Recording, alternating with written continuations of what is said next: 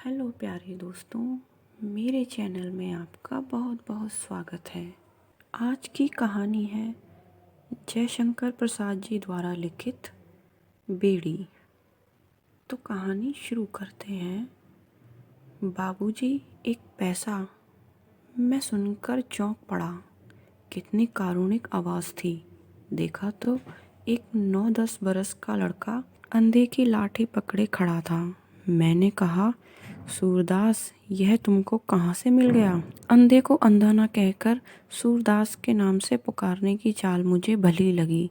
इस संबोधन में उस दीन के अभाव की ओर सहानुभूति और सम्मान की भावना थी, व्यंग न था। उसने कहा, बाबूजी, यह मेरा लड़का है। मुझ अंधे की लकड़ी है।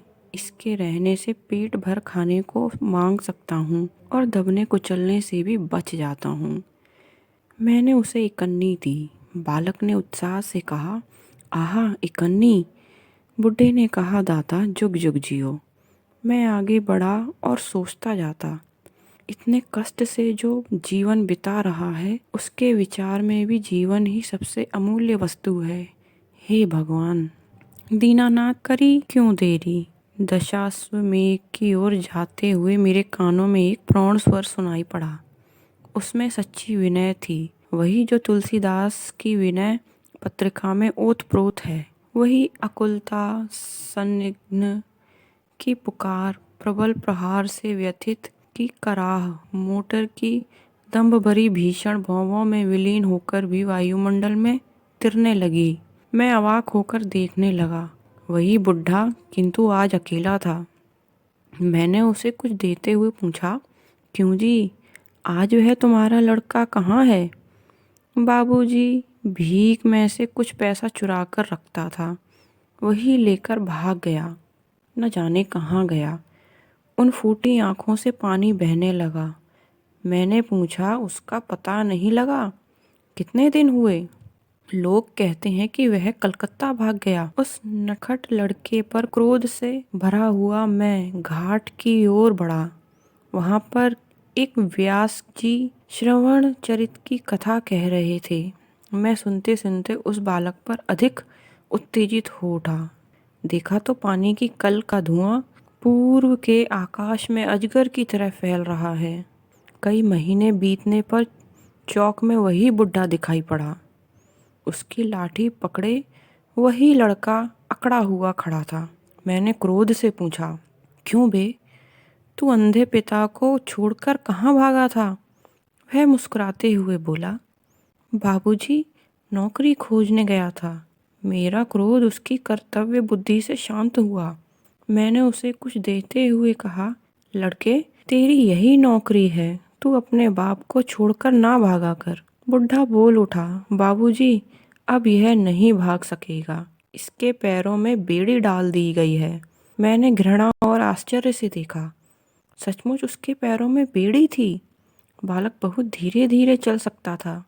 मैंने मन ही मन कहा, हे भगवान, भीख मंगवाने के लिए बाप अपने बेटे के पैर में बेड़ी भी डाल सकता है।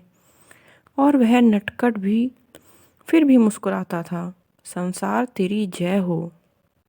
मैं आगे बढ़ गया। मैं एक सज्जन की प्रतीक्षा में खड़ा था। आज नाव पर घूमने का उनसे निश्चय हो चुका था। गाड़ी, मोटर, तांगे टकराते टकराते भागे जा रहे थे, सब जैसे व्याकुल। मैं दार्शनिक की तरह उनकी चंचलता की आलोचना कर रहा था। सिरस के वृक्ष की आड़ में फिर वही कंठ स्वर सुनाई पड़ा।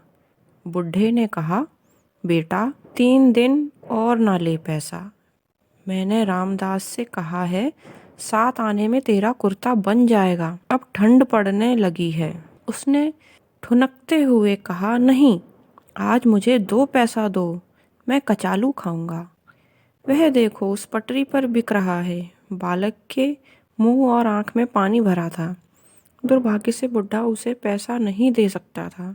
वह ना देने के लिए हठ करता ही रहा, परंतु बालक की ही विजय हुई। वह पैसा लेकर सड़क की उस पटरी पर चला। उसके बेड़ी से जकड़े हुए पैर पैंतरा काट कर चल रहे थे, जैसे युद्ध विजय के लिए।